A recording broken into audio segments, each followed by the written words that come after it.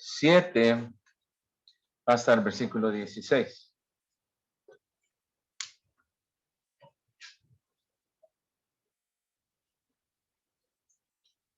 Efesios 4, del versículo 7 al versículo 16.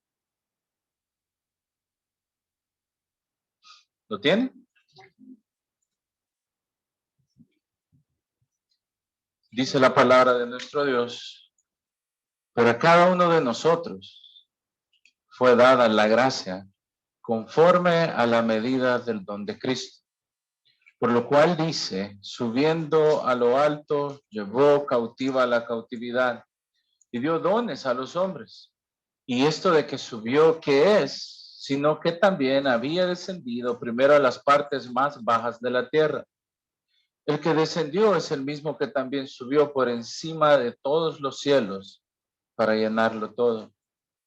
Y él mismo constituyó a unos apóstoles, a otros profetas, a otros evangelistas, a otros pastores y maestros, a fin de perfeccionar a los santos para la obra del ministerio, para la edificación del cuerpo de Cristo, hasta que todos lleguemos a la unidad de la fe y del conocimiento del Hijo de Dios, a un varón perfecto, a la medida de la estatura de la plenitud de Cristo, para que ya no seamos niños fluctuantes llevados por doquiera de todo viento de doctrina, por estratagema de hombres que para engañar emplean con astucia las artimañas del error, sino que siguiendo la verdad en amor, crezcamos en todo en aquel que es la cabeza, esto es Cristo, de quien todo el cuerpo bien concertado y unido entre sí por todas las coyunturas que se ayudan mutuamente para la actividad propia de cada miembro, recibe su crecimiento para ir edificándose en amor. Ore conmigo. Padre, damos gracias esta mañana por la oportunidad que nos regalas de poder venir juntos como tu pueblo un domingo más, un día del Señor más, donde podemos cantar tu nombre, Señor, y pensar en la gloria que nos espera de poder contemplar tu rostro cara a cara, poder leer ese salmo que dice que eres tan maravilloso y tan exaltado, poder leer tu palabra y poder explicar tu palabra, donde nos habla de tu favor y tu bendición hacia tu pueblo, dándonos dones. Señor, damos gracias por este tiempo, damos gracias por la vida de cada uno de mis hermanos que aquí están, por aquellos que están en Zoom conectados, porque Señor, tú puedas ser nuestra guía, puedas ser tú quien nos consuele, quien nos conforte. Señor, que tu palabra pueda enseñarnos a nuestros corazones, que tu Espíritu Santo pueda tomar estas verdades y pueda meterlas en lo más profundo de nuestra mente, de nuestro corazón, y que como consecuencia de eso podamos vivir una vida cristiana y alabarte constantemente, Señor. Te damos gracias por este momento, por la oportunidad de venir como tu pueblo a congregarnos y poder tener este tiempo aparte para pensar en tus verdades. Oramos en tu nombre. Amén. Bueno, hermano, hemos estado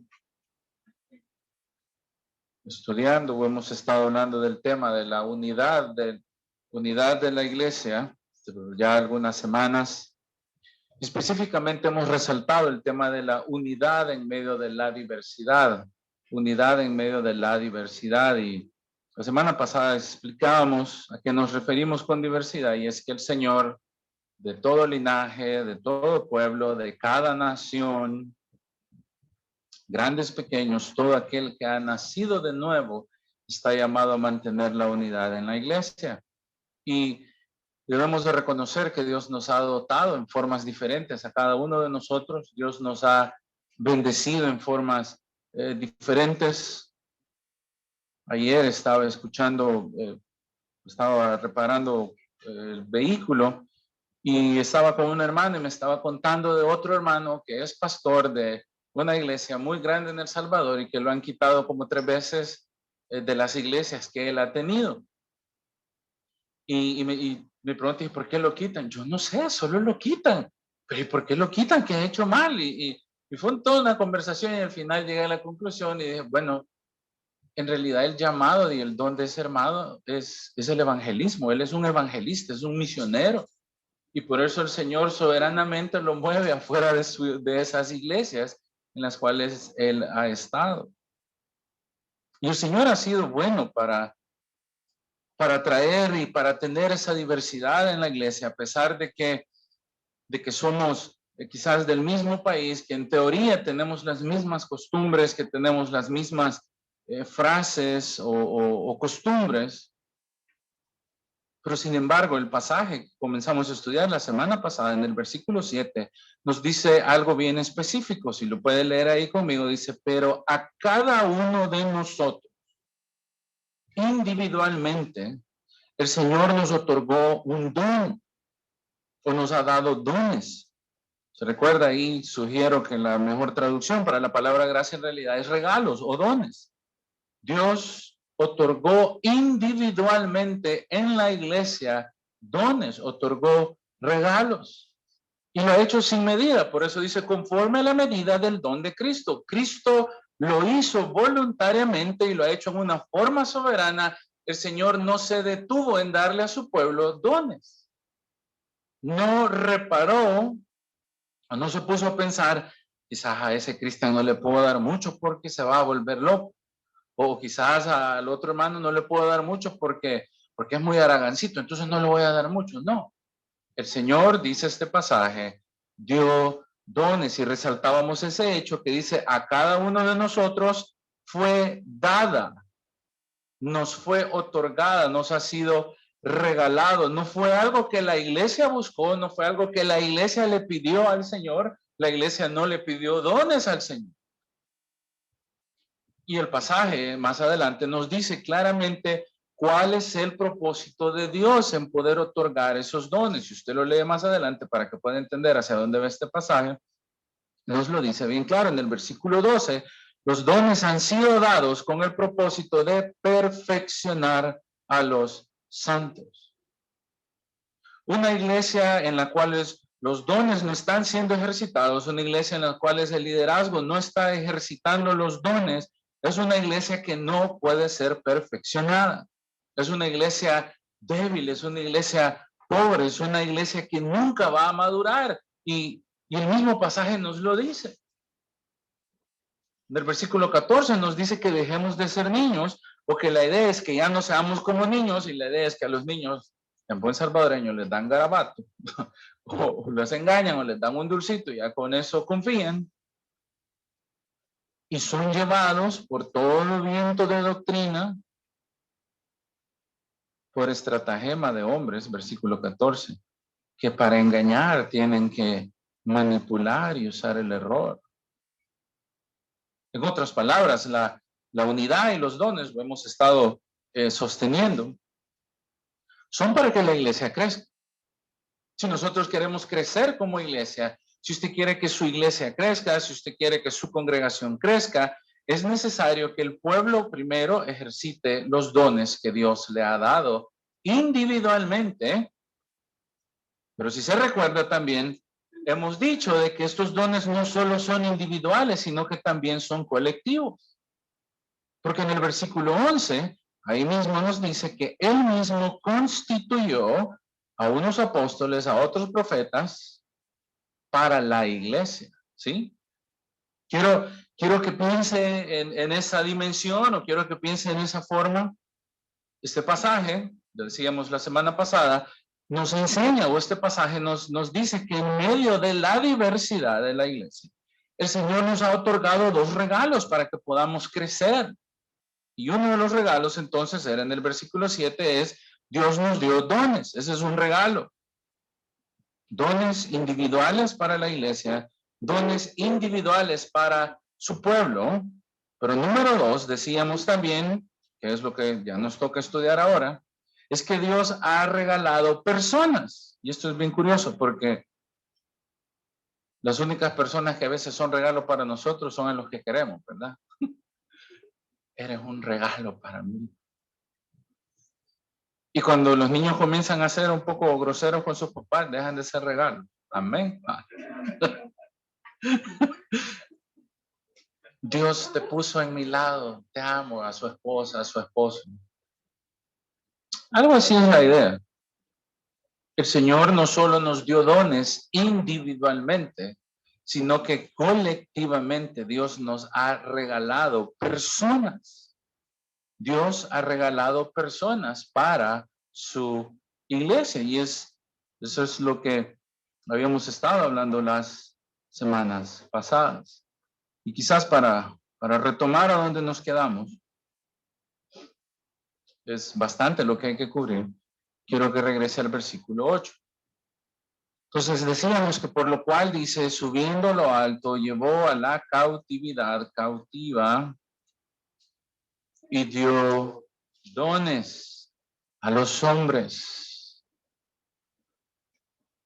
Y luego, en el versículo 9 y el versículo 10, en realidad es una explicación del versículo 8, ¿sí? El versículo 9 y el versículo 10 están explicando el versículo 8. En otras palabras, el apóstol Pablo nos va a decir qué es lo que estaba hablando. Y si se recuerda, hablamos del Salmo 68. A donde el Salmo 68 nos habla del el ascenso o cuando el Señor subió al monte. Y la idea, y vamos a retomar ahí, la idea está el Salmo 68, que es lo que Pablo nos está diciendo acá. El Salmo 68 ve al Señor como un conquistador, como un guerrero, como alguien que venció a sus enemigos, como alguien que venció en batalla, como alguien que tomó a esos presos y después los entregó a su pueblo. Esa es la idea de este pasaje. ¿Y qué es esto que subió? Sino también aquel que había descendido. Está hablando de la humillación de Cristo. Cristo tuvo que venir, versículo 9, Él descendió a las partes más bajas de la tierra. Está diciendo, Cristo tuvo que venir, tuvo que vivir una vida en humillación, tuvo que ser un servidor, vino a servir, no vino a vivir una vida de lujos como un conquistador, no vino a establecer un reino terrenal lleno de cosas materiales, no vino a traer un reino de cosas llenas de oro, sino que él comenzó por establecer su reino en base a la humildad. Él vino a la tierra, vino a las partes más bajas. Y luego el versículo 10 entonces nos dice que fue él mismo que bajó, es el mismo que subió y ahora es Señor de todas las cosas. Es aquel que subió a los cielos, aquel que está gobernando, aquel que ha subido hasta lo más alto del cielo. Por eso ocupa esa palabra, por encima de todos los cielos. Es como decir, el cielo está en lo alto, se fue hasta lo más alto. Y allá el Señor está gobernando. Un comentarista decía o habla de este pasaje diciendo, la idea es que Dios es visto como un guerrero divino que está llegando a su trono después de haber derrotado a sus enemigos. La idea es el Cristo victorioso que tiene las capacidades, que tiene la riqueza para regalar dones a su pueblo. Es un Dios que ha conquistado todas las cosas. Es un Dios que ha vencido las huestes espirituales. Si usted regresa un poquito ahí al capítulo 1 en Efesios, usted va a notar que en el versículo 3 del capítulo 1,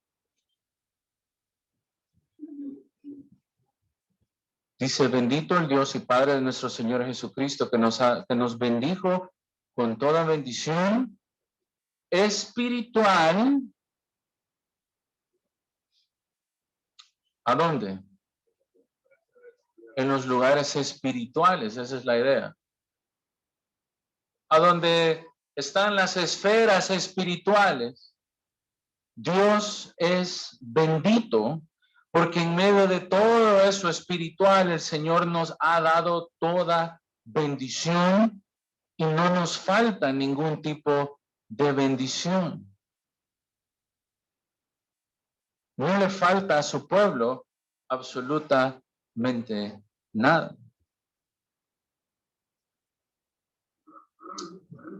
Si usted lee Efesios capítulo 1, usted se va a dar cuenta que muchas veces, de hecho 3 veces, está hablando de que Dios nos ha bendecido en los lugares celestiales. Y la idea es que Cristo ha vencido toda oposición maligna. Cristo ha vencido toda oposición satánica, si lo quieren. Recuérdese que los efesios vivían en ese contexto. Ellos practicaban la hechicería, practicaban la brujería, practicaban cosas de espiritismo. Y Pablo le está diciendo a la iglesia, el Señor es tan precioso que ha vencido toda esfera espiritual, el Señor ha vencido toda maldad, y el Señor ha triunfado. Si regresa ahí en Efesios a nuestro pasaje, Él ha triunfado y ha subido por todo lo alto, para mostrarnos que Él es el vencedor. Él es el vencedor. Ha vencido en los cielos, ha vencido en la tierra, ha vencido a las huestes espirituales, ha subido por lo más alto del cielo para gobernar.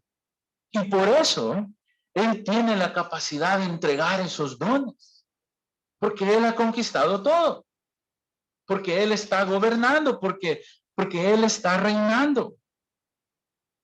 Él tiene poder absoluto de todas las cosas.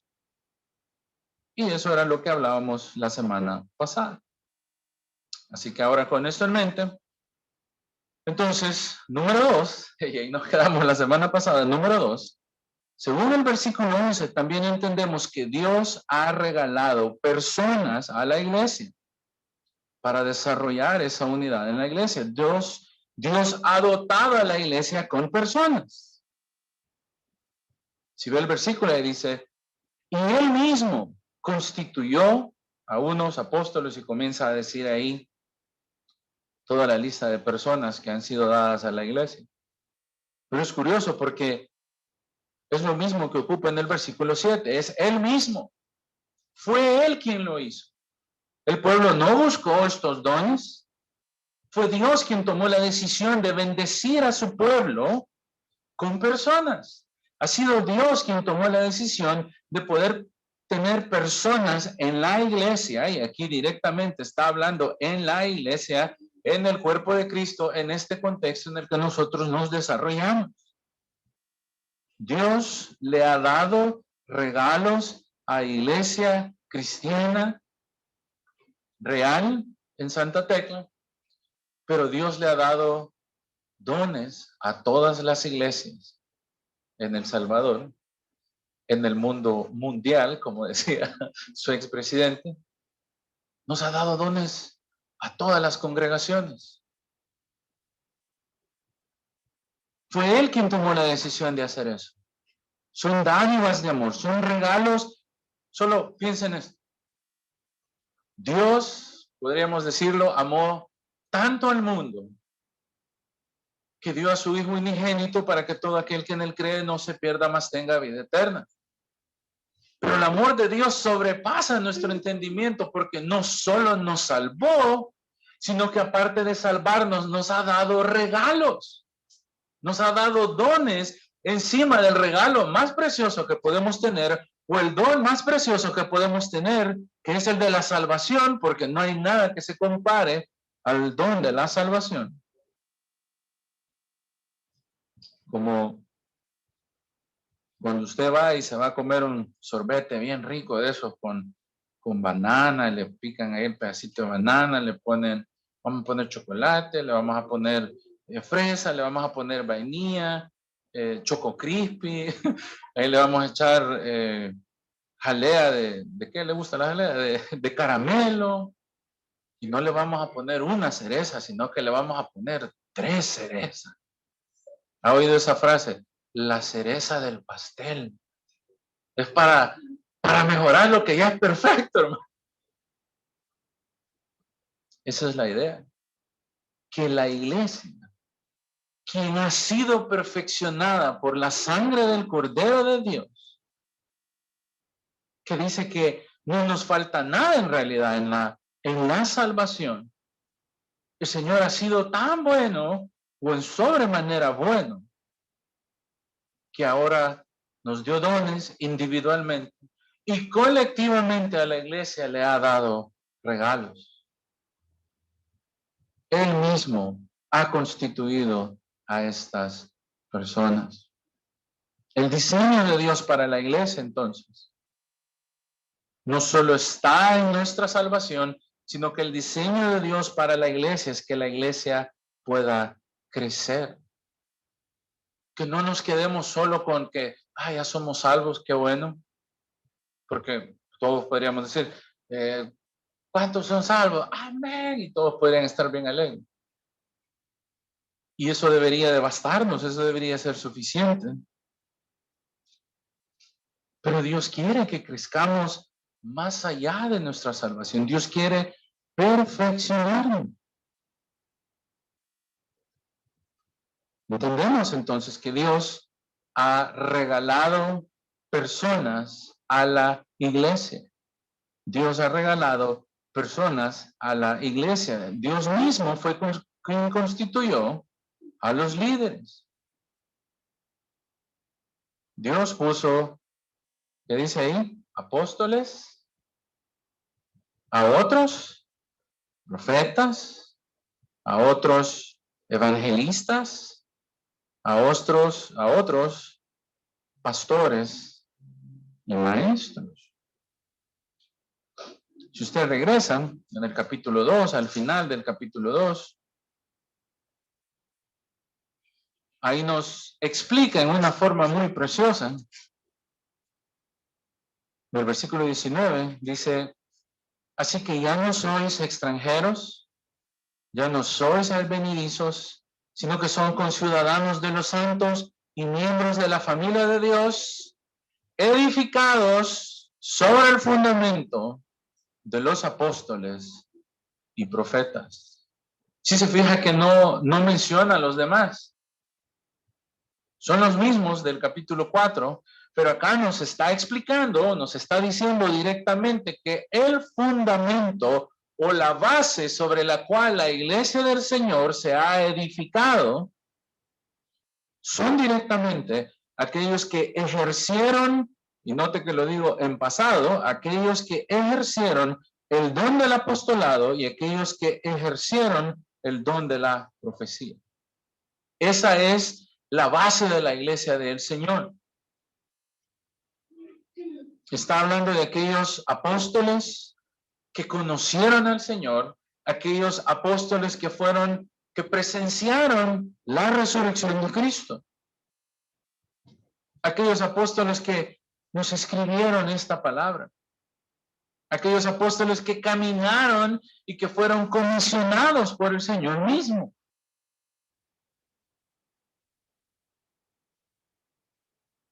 La iglesia entonces está edificada sobre ese fundamento.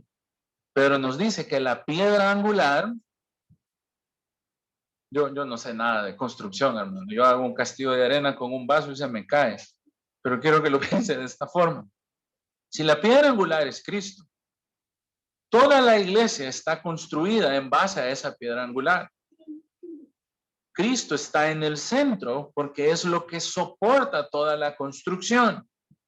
Estando Cristo en medio, podría pensarlo en esta forma. Está Cristo en medio, los apóstoles están a la par y los profetas están a la par. En otras palabras, si la iglesia es un edificio, que es la analogía que el apóstol Pablo está ocupando acá, si usted ve en el versículo ahí otra vez, nos dice, la piedra principal es Cristo. Pedro nos dice exactamente lo mismo. Cristo es la piedra sobre la cual la iglesia se sostiene. Pero en el fundamento de la iglesia tenemos apóstoles y profetas, y el versículo 21 entonces nos da la aseveración de que todo el edificio, o sea, toda la iglesia, va creciendo o va siendo edificada. Constantemente la iglesia está siendo construida, esa es la idea, hasta que lleguemos a ser un templo santo en el Señor.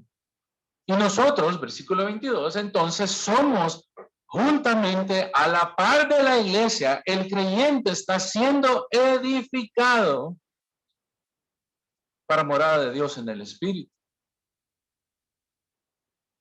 Algo que este pasaje nos está explicando y nos está aclarando entonces es ese versículo 11, cuando dice en el 4:11 que fue Dios mismo quien constituyó a unos apóstoles y a otros profetas.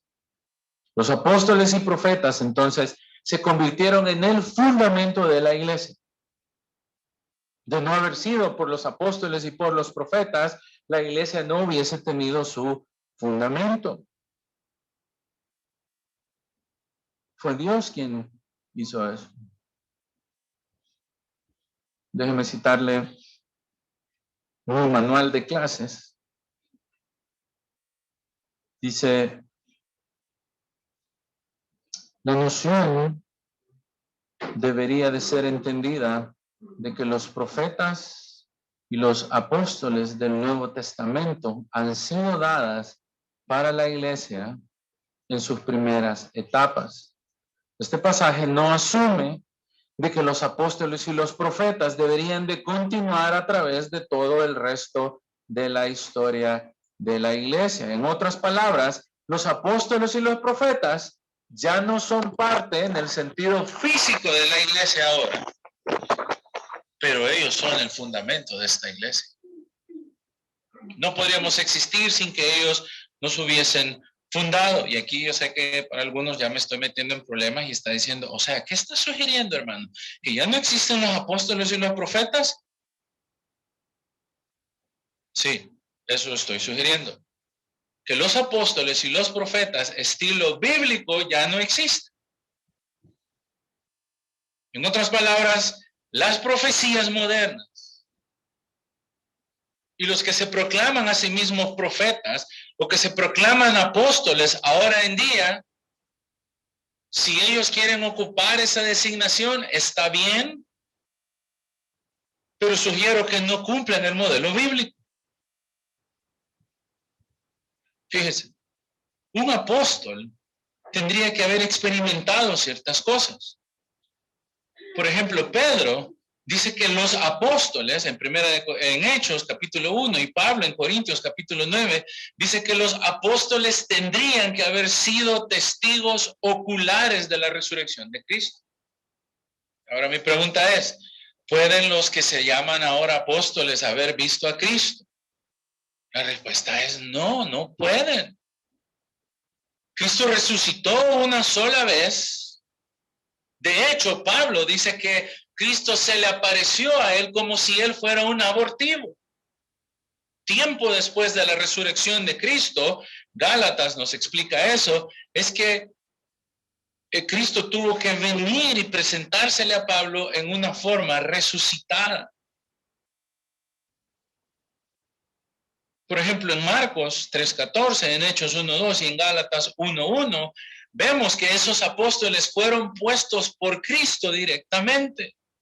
En otras palabras, nuestro Señor Jesucristo les dijo que iban a ser sus apóstoles.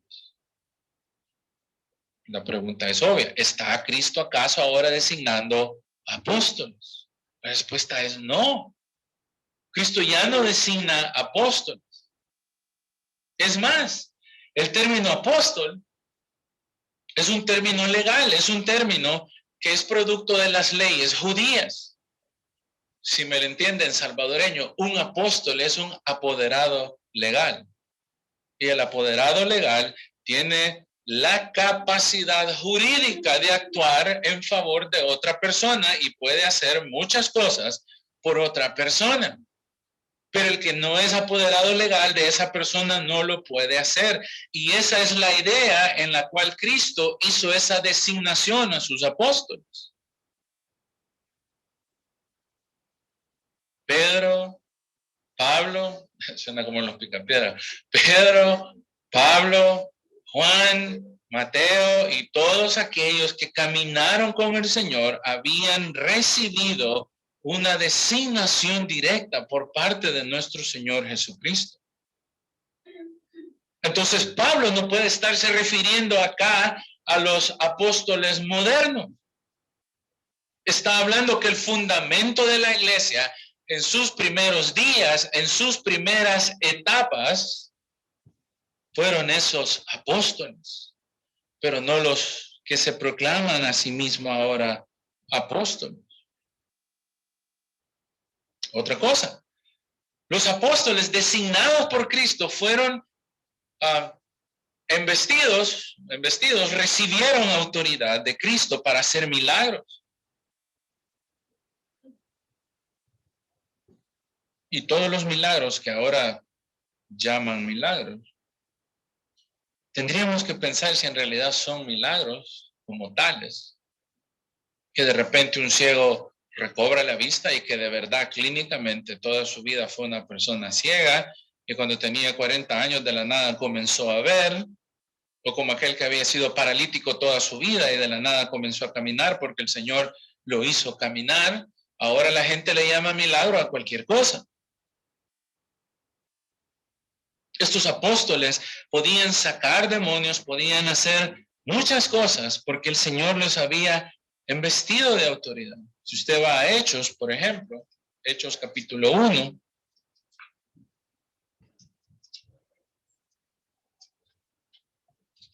Hechos capítulo 1.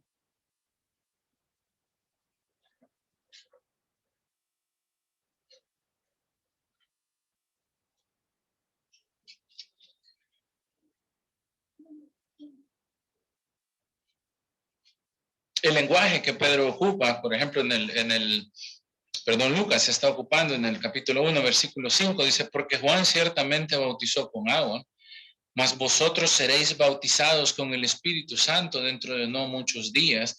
Y los que se habían reunido preguntaron diciendo, Señor, ¿vas a restaurar el reino en este tiempo? El Señor les dijo, no les toca saber a ustedes los tiempos o las sazones que el Padre puso en su potestad, pero vas a recibir poder cuando haya venido sobre vosotros el Espíritu Santo. Y si usted lee un capítulo más adelante, usted ve ese poder autenticando a estos apóstoles en el día de Pentecostés cuando comenzaron a hablar en lenguas.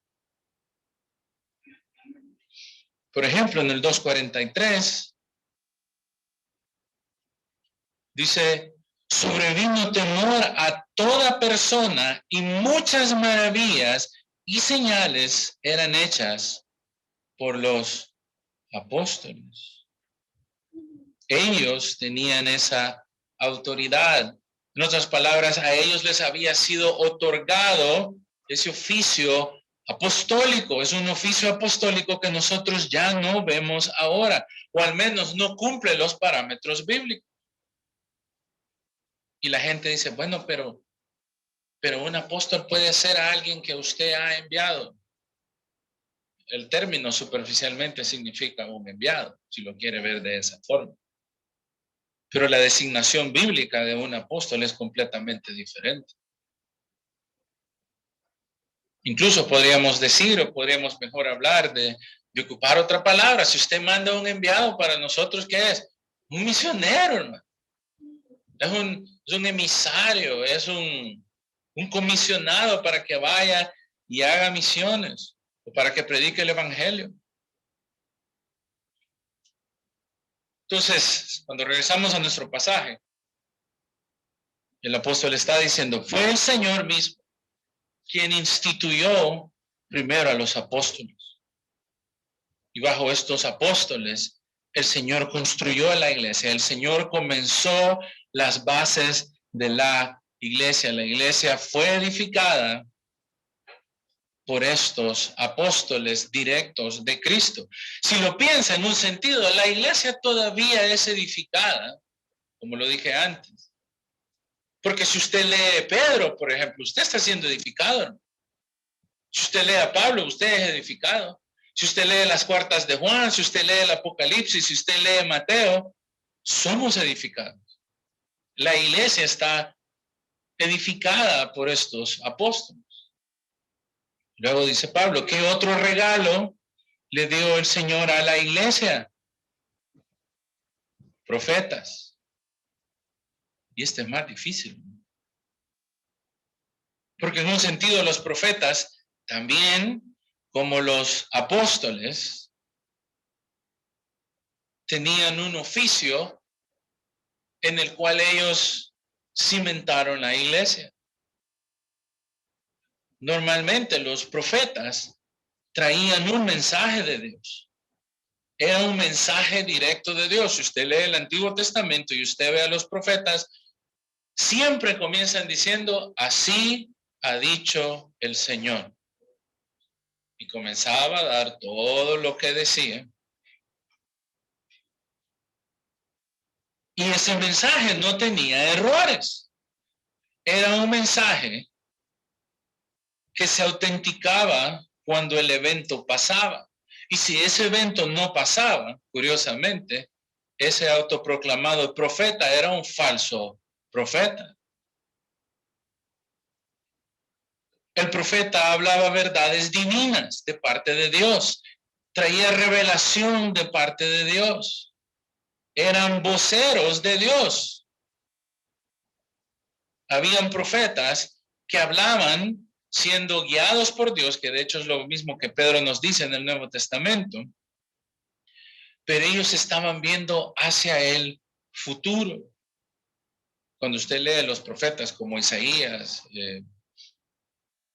Isaías advierte sobre la destrucción de Israel. Él está viendo hacia un futuro cercano y todo se cumplió. El profeta también interpretaba el mensaje de Dios y después se lo entregaba al pueblo. El profeta era alguien que hablaba en lugar de Dios. Pero ¿sabe cuál era la prueba definitiva para un profeta? Deuteronomio 18:20 dice, si alguien habla en mi nombre, pero habla mentira, el tal debe morir. Deuteronomio 13:1 dice, aquel que hable mentiras en nombre de Jehová, se le dará muerte. Ese estándar nunca cambió. Cuando hablamos de profecía, entonces estamos hablando de que estas personas recibían de parte de Dios un mensaje directo para que ese mensaje fuera entregado al pueblo. Y Pablo dice, eso es un regalo que la iglesia recibió en sus inicios. Acuérdense que no existía la Biblia, hermano. Los santos no tenían este libro y necesitaban escuchar la voz de Dios. Y Dios entonces, mientras fundaba la iglesia, le regaló a su pueblo para cuestiones administrativas, para tener una sana doctrina, para tener un mensaje correcto, apóstoles y profetas.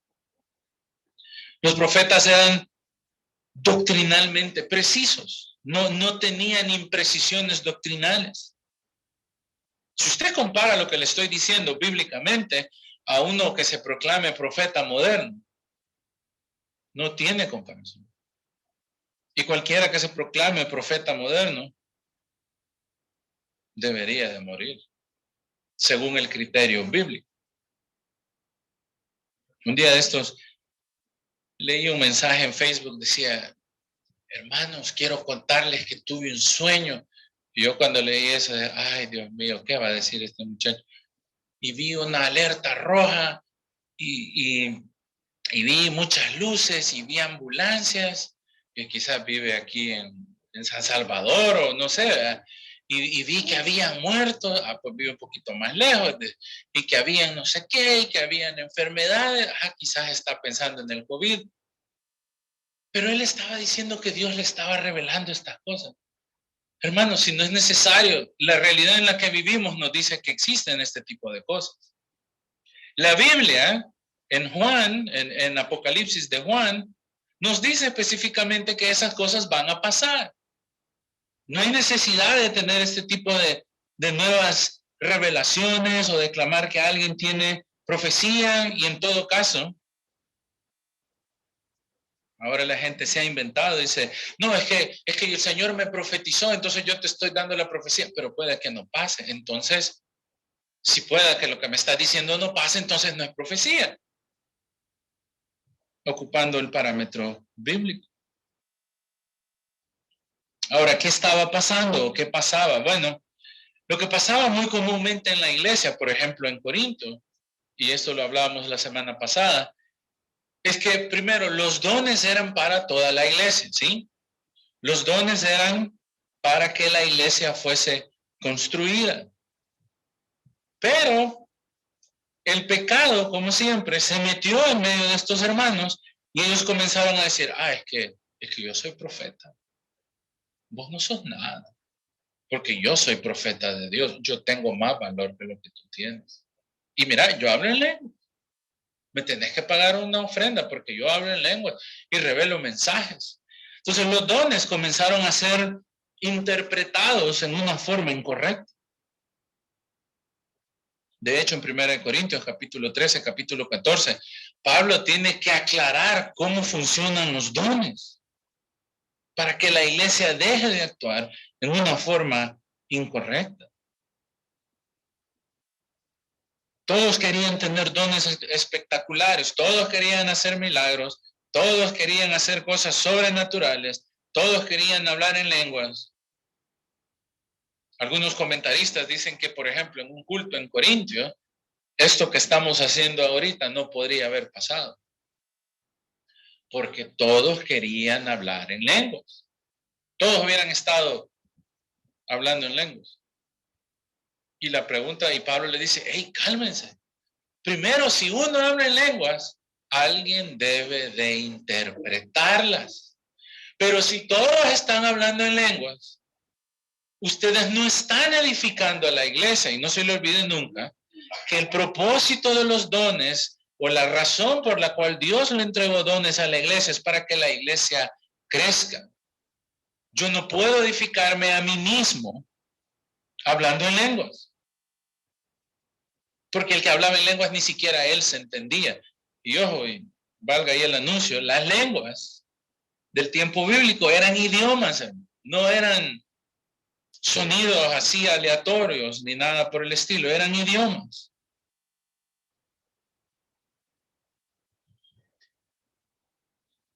Estos apóstoles y estos profetas, entonces, que Pablo nos menciona acá en Efesios capítulo 4, versículo 11, son ese fundamento precioso sobre el cual la iglesia se ha sostenido siempre.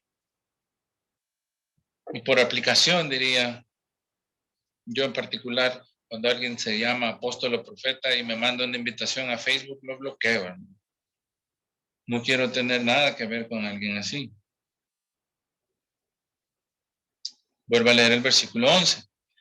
Luego tenemos evangelistas. Él mismo constituyó o él mismo designó a unos apóstoles, a otros profetas, a otros evangelistas. Este es bien fácil. Un evangelista es una persona que Dios le ha dado una capacidad especial para compartir el mensaje del evangelio. Ayer estaba hablando con mi mamá y me dice, Dios bendiga a fulano de tal, a un familiar mío. Dios bendiga a tu tío. Porque tu tío, cómo le gusta el evangelismo y todo el mundo le presta el oído y el Señor le ha dado gracia. Amén. La Biblia llama a todos los cristianos a evangelizar. Amén. Pero no todos tenemos las mismas capacidades para hacerlo. Yo soy malísimo evangelizando. Me quedo, digo, como que soy porky pig. Me pongo tartamudo, no sé qué decir. Creo que usted, hermano, también tiene un don de evangelismo. Me sudan las manos, yo me pongo, ¿y qué le digo? Y se me dice que no. Hay gente que se le acerca a evangelizar a otros y lo primero que hacen en vez de ofrecerle las buenas nuevas de vida eterna, de un solo lo mandan al infierno. Ese es el método machete.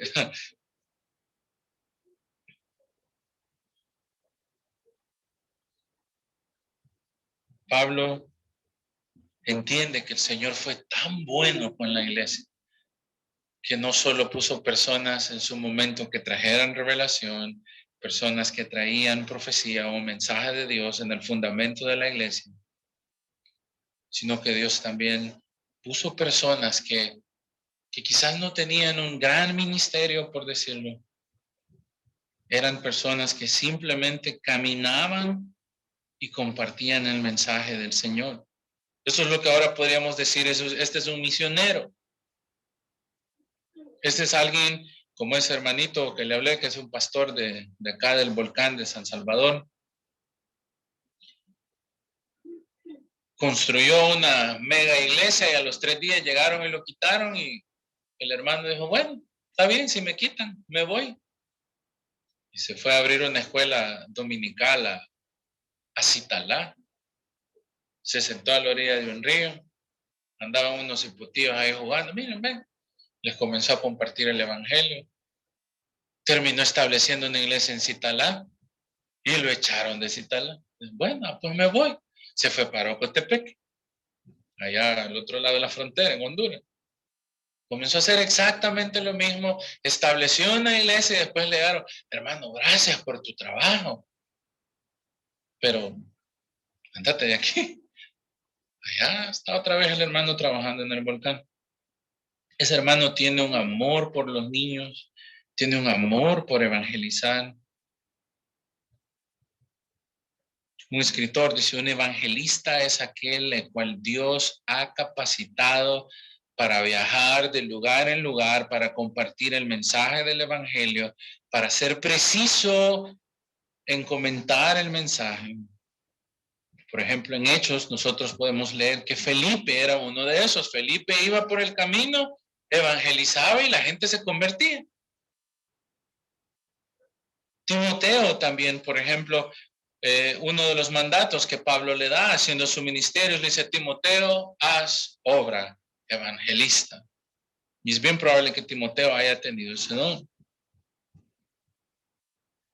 Y a veces las iglesias se frustran porque se predica, se enseña, y uno dice, es que la gente no se convierte. Porque la gente no, como que no quieren. Otro escritor dice, un evangelista tiene una habilidad sobrenatural dada por Dios para hacer el mensaje del evangelio más fácil para los inconversos, sin alterarlo.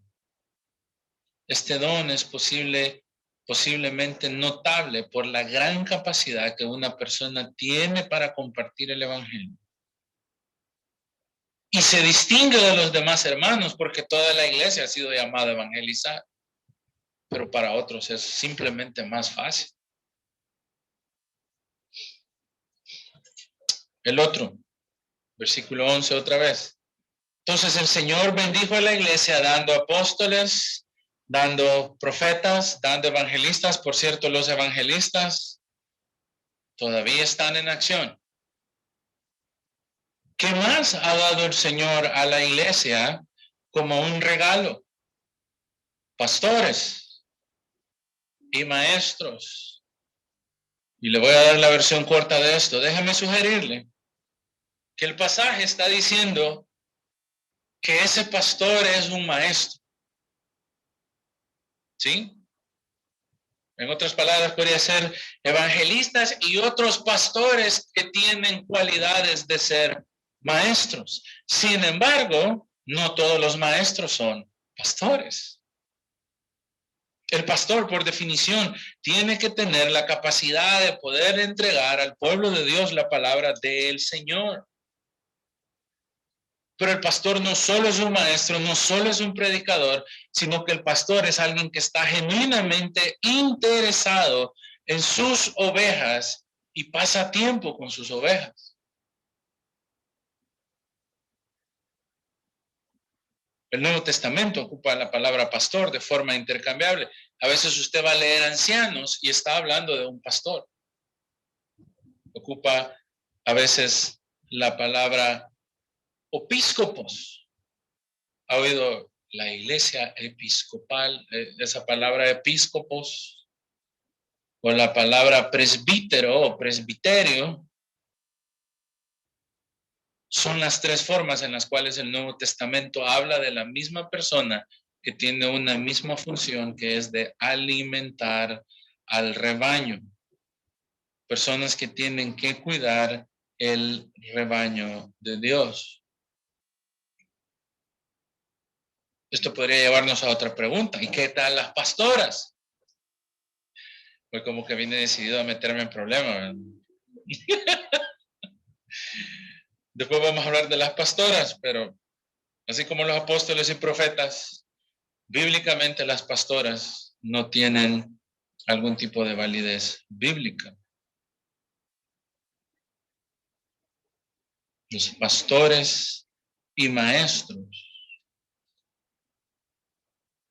Por ejemplo, Jesús dice que Él es el buen pastor. Jesús dice que el buen pastor pone su vida por sus ovejas. Hay otra designación también para los pastores. A veces se les llama predicadores. Pero son personas que han sido llamadas a cuidar el rebaño de Dios. Son personas que han sido llamadas por el Señor para cuidar su pueblo. Si me acompaña, y con esto vamos a ir terminando, Primera de Pedro.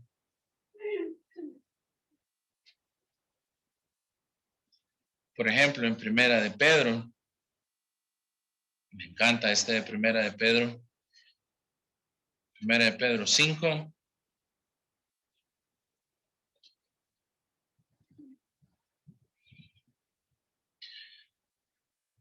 Creo que esta es la mejor forma en la cual,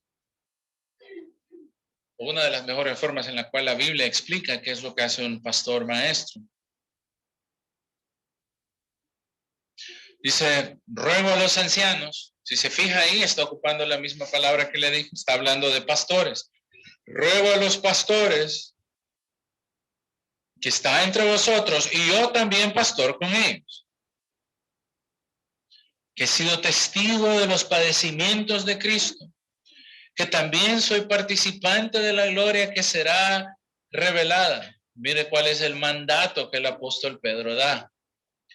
Apacentar la grey de Dios. Esa es una descripción del trabajo de un pastor. Apacentar a la grey de Dios. Obviamente el lenguaje que está ocupando es de alguien que vela por esas ovejas, alguien que les sirve alimento a las ovejas, alguien que los cuida de los lobos rapaces que vienen hacia el rebaño. Apacentar es alguien que sabe motivar, que sabe alimentar, que sabe cuidar. Y Pedro se identifica con otros hermanos como personas que tienen esa capacidad.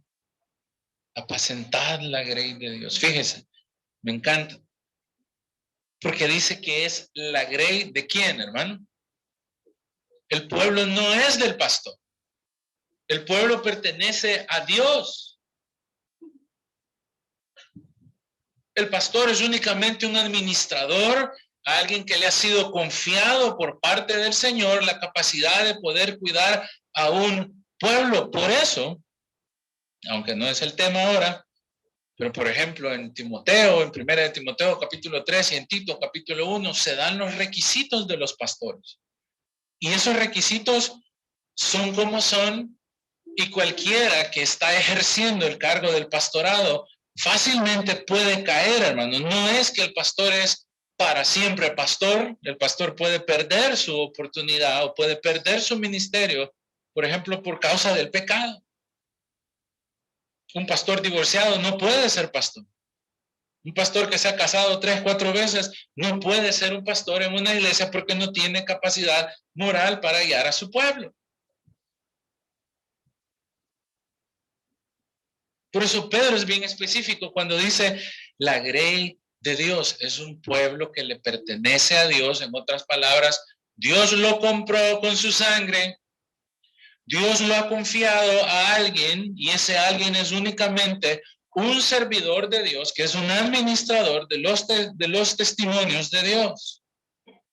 Por eso debe de cuidar, debe de alimentar, debe de enseñar, debe de proteger, debe de guiar a ese pueblo, porque ese pueblo no le pertenece a él.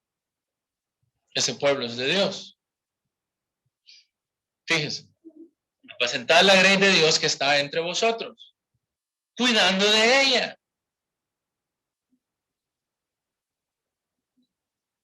Continuamente cuidando de ese pueblo. Y quiero que lo entienda de esta forma.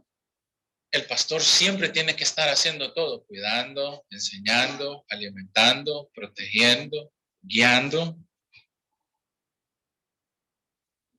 orando por los otros. El pastor tiene que ser pastor, según el versículo 2, no por fuerza. Nadie obliga a nadie a estar en el ministerio, sino voluntariamente. El pastor no es pastor por ganancias, no lo hace por dinero. No viaja a Honduras por dinero. Es más, pierde dinero uno viajando a Honduras, ¿eh? Y el colesterol se le va arriba. Los desvelos incesantes. El azúcar se va para el otro lado. Todos los días, a las 3 de la mañana, a las 11 de la noche, ya no aguanto. Es un trabajo incansable. Pero es voluntario, hermano.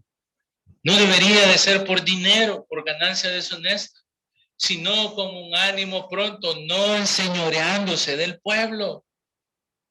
Yo no puedo ser el caudillo de ese pueblo, no puedo maltratar a ese pueblo, no puedo maltratar a la iglesia porque ya nos dijo anteriormente que no me pertenece a mí, sino que el pueblo es de Dios. El pastor tiene que ser alguien que ama, cuida y respeta a su rebaño y que no se está lucrando, sacando provecho o destruyendo a su rebaño.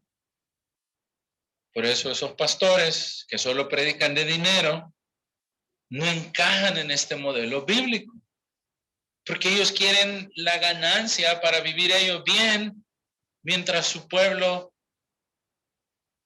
que no es su pueblo, que es el pueblo de Dios, está en grandes necesidades. Fíjense, el pastor debe ser ejemplo de la grey. Versículo 3. No puede ser un inmoral, no puede ser alguien que tiene por estilo de vida el pecado impenitente o sin arrepentimiento y que su vida está caracterizada por un estilo corrupto de vida que más parece delincuente que pastor. No puede, hermano. ¿Cómo voy a ser un ejemplo para un hermano cuando yo soy un corrupto? Eso es lo mismo que Pablo le dice a Tito. Preséntate a ti mismo como ejemplo delante de toda la congregación.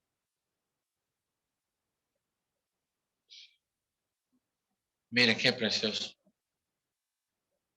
Porque cuando aparezca el príncipe de los pastores,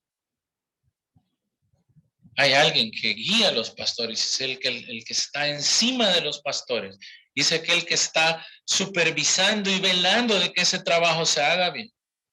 Va a haber un día, hermano, cuando va a aparecer el príncipe de los pastores. Está hablando de nuestro Señor Jesucristo.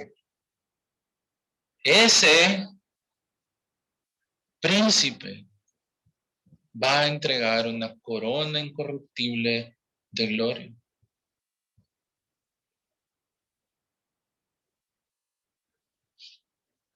Tenemos 5 minutos. Fíjese. Si usted regresa a Tito, versículo 5, Tito 1:5. Por esta causa te dejé en Creta para que corrigieses lo deficiente y establecieses pastores. Vamos a ocupar la palabra pastor ahí. En cada ciudad. Así como yo te mandé, mire cómo debe ser el pastor. el que sea irreprensible. El pastor no debería de ser llamado o acusado de algún tipo de pecado desastroso. Obviamente los pastores no son perfectos. Ni Pablo era perfecto cuando escribió esto. Pero el pastor no debería ser acusado de pecados escandalosos. Mira el versículo 6. Marido de una sola mujer. Que sus hijos sean creyentes. Que sus hijos no estén acusados de disolución ni de rebeldía. Porque es necesario que el obispo sea irreprensible porque es un administrador de Dios. No puede ser soberbio, no puede ser iracundo, no puede detenerse en el vino, no puede ser peleonero, pendenciero, no puede estar deseando el dinero de forma deshonesta. Por el contrario, debe de hospedar a los hermanos, debe de ser sobrio en su forma de pensar, debe de ser justo, debe ser santo, debe ser dueño de sí mismo, debe de retener la palabra de Dios fiel, tal como ha sido enseñado, en otras palabras, precisión doctrinal, para que también pueda exhortar con sana enseñanza y convencer a los que contradicen. Eso es bastante, hermano. Si usted pasa esto y pone un pastor en la televisión y comienza a hacer esto como una lista, le prometo que van a desaparecer muchos.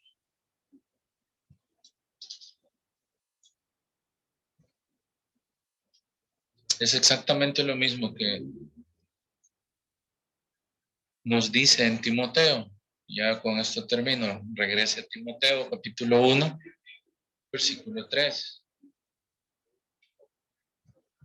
1 Timoteo 3, 1 dice, palabra fiel, si alguno en el obispado buena obra desea. Pero es necesario que el obispo sea irreprensible. Que sea marido de una sola mujer. Que sea sobrio, que sea prudente, que sea decoroso, que sea hospedador, que tenga capacidad para enseñarle a los otros, que no sea dado al vino, en otras palabras, no puede ser borracho, que no sea alguien que pelea, alguien que contiende, alguien que desea dinero mal habido, sino tiene que ser una persona que es amable, que no tiene avaricia, que sabe controlarse, que sabe gobernar su casa, que sus hijos están en sujeción. Pues si no sabe gobernar su casa, ¿cómo cuidará de la iglesia de Dios? No puede ser, según el versículo 6, alguien que acaba de nacer de nuevo. No puede ser un recién convertido, no un neófito, porque éste puede envanecerse y caer en la condenación del diablo. También es necesario que el pastor tenga buen testimonio para los de afuera, porque puede caer en descrédito. Si lo hace, cae en lazo del diablo. Entonces, el Señor ha regalado a su iglesia estas personas. No es porque el Señor solo quería dar personas.